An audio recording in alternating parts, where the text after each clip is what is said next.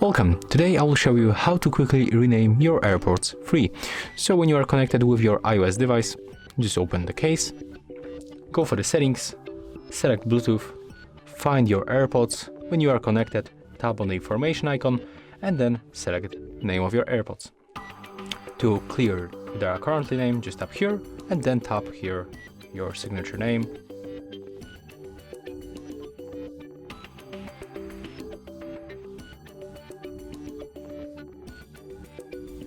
And then confirm. Now we can go back, and as you can see, we easily rename our AirPods. So that's all. If you find this video helpful, remember to leave a like, comment and subscribe to our channel.